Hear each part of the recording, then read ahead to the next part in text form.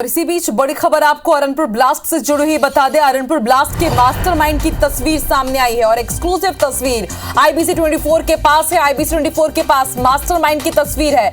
आपको बता दें मास्टरमाइंड जगदीश कोहरामी की तस्वीर सामने आई है। 26 अप्रैल को नक्सलियों ने आईईडी ब्लास्ट किया था और इस दर्दनाक हादसे में 10 जवान और एक ड्राइवर शहीद हो गए थे। मास्टरमाइंड जगदीश की तलाश में बस्तर पुलिस जुटी हुई है।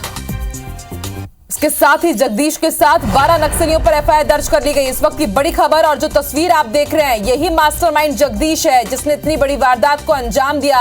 और ये एक्सक्लूसिव तस्वीर आप सिर्फ और सिर्फ आईबीसी 24 के पास देख रहे हैं। आईबीसी 24 के पास मास्टरमाइंड जगदीश की तस्वीर सामने आई है। आपको बता दें इसका नाम पूरा नाम जगदीश कोहरामी है। इसकी तस्वीर सामने आई है। 26 अप्रैल को बुधवार को नक्सलियों ने आईईडी ब्लास्ट किया था जिसमें 10 जवान शहीद हो गए थे और एक ड्राइवर की भी मौत हो गई थी।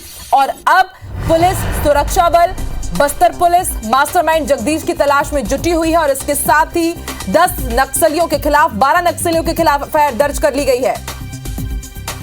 दरबा डिवीजन कमेटी के नक्सल कैडर जगदीश पर भी एफआईआर दर्ज की गई है।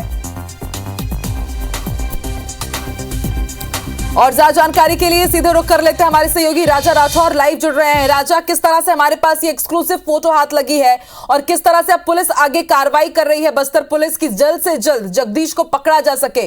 और 2 नक्सलियों की गिरफ्तारी हुई है, क्या कुछ खुलासा हुआ है उनसे पूछताछ में?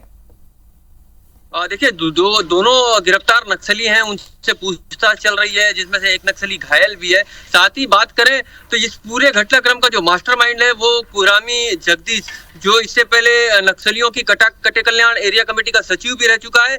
वर्तमान में जगदीश जो नक्सलियों की दरबा डिवीजन है उसकी मिलिट्री जो दलम है उसका कमांड इन चीफ है। और पूरे इस घटनाक्रम का जिसमें 10 जवान शहीद हो गए, एक ड्राइवर भी साथ में शहीद हुआ है। इसमें पूरा मास्टरमाइंड जो है वो जगदीश को ही माना जा रहा है। और जगदीश समेत जो 12 अन्य नक्सली हैं उन पर पुलिस ने उन पर नामजद एफआईआर दर्ज किया है।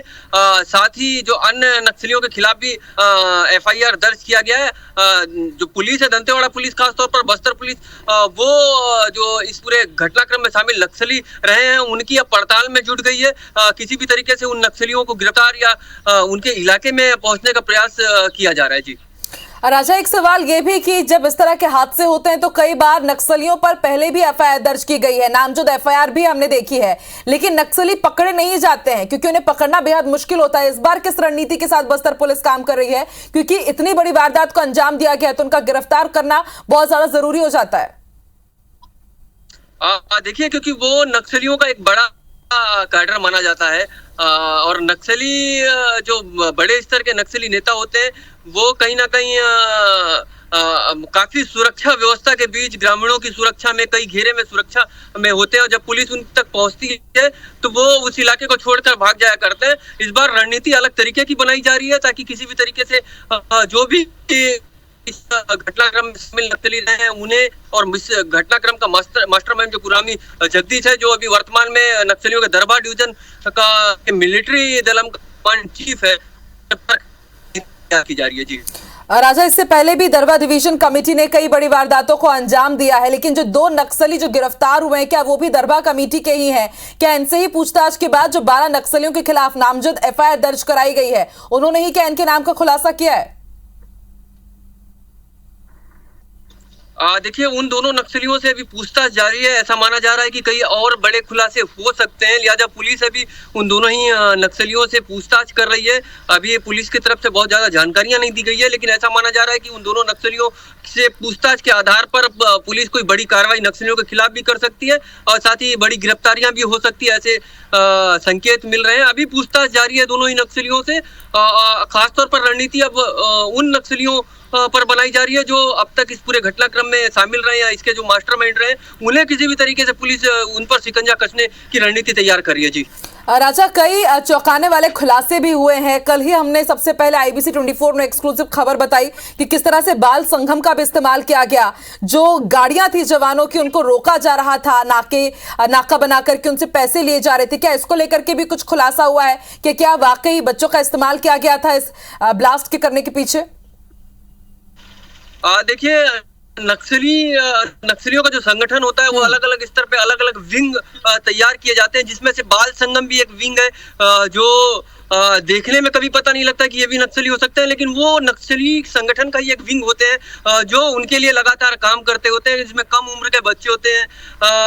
कहीं ना कहीं जो छोटे बच्चे होते हैं उन पर ज्यादा शक पुलिस की ओर से नहीं होता, या जो जवान उस इलाके में ऑपरेशन पर निकलते हैं उन पर ज्यादा वो नहीं होता। कहीं ना कहीं जो भी लोग इसमें शामिल रहे हैं, जो बाल संगम का इस्तेमाल खासतौर पर नक्सली काफी बेहतर तरीके से करते हैं और बहुत सटीक कार्रवाई को अंजाम देने में इस तरह के बच्चों का इस्तेमाल पुलिस जो नक्सली है वो करते आए हैं। जी ठीक है, आप बने रहिए हमारे साथ राजा, लेकिन अपने दर्शकों को एक बार फिर हम तस्वीर दिखा देते हैं कि जो अरनपुर ब्लास्ट का मास्टरमाइंड है जगदीश, उसकी एक्सक्लूसिव तस्वीर IBC 24 के हाथ लगी है। आप भी इस शख्स को अच्छे से देख लीजिए, और अगर आप भी दंतेवाड़ा में निवास करते हैं, यदि आपके आसपास आपको इस शख्स नजर आता है तो आप भी पुलिस या फिर आप सुरक्षा बलों को इसके बारे में सूचना दे सकते हैं। यही वो मास्टरमाइंड है जिसने 10 जवानों को मौत के घाट उतार दिया, IED ब्लास्ट किया गया। और जैसा कि हमें जानकारी मिल रही है कि 2 महीने से लगातार नक्सली पूरी प्लानिंग कर रहे थे इस बड़ी वारदात को अंजाम देने के लिए। इस ब्लास्ट में 10 जवान और एक ड्राइवर भी शहीद हुआ था,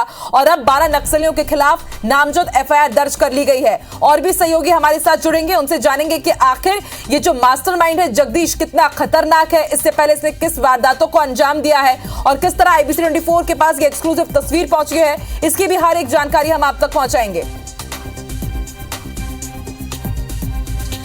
और चलिए अब रुक कर लेते हैं दंतेवाड़ा का। सुकमा से हमें जानकारी दे रहे थे हमारे सहयोगी राजा राठौर, और वेद प्रकाश भी जुड़ चुके हैं। वेद प्रकाश, आपने भी वो तस्वीर देखी होगी, मास्टरमाइंड जगदीश की एक्सक्लूसिव तस्वीर सिर्फ और सिर्फ IBC 24 के पास है। जगदीश के बारे में बताइए कि कितना वो खतरनाक है और पुलिस अब किस तरह से जगदीश तक पहुंचेगी। जी देखिए, बताना चाहूंगा कि जगदीश की ही झूठी लोकेशन आउट की थी नक्सलियों ने अपने से, और उसके बाद एक पुलिस के पास किसी तरीके से ये सूचना मिलती है कि जगदीश की मौजूदगी अरनपुर इलाके में, तो उस सूचना के आधार पर एक बड़ी टीम का गठन किया जाता है और उसे अरनपुर ककाड़ी नाहाड़ी के जंगलों में उतारा जाता है।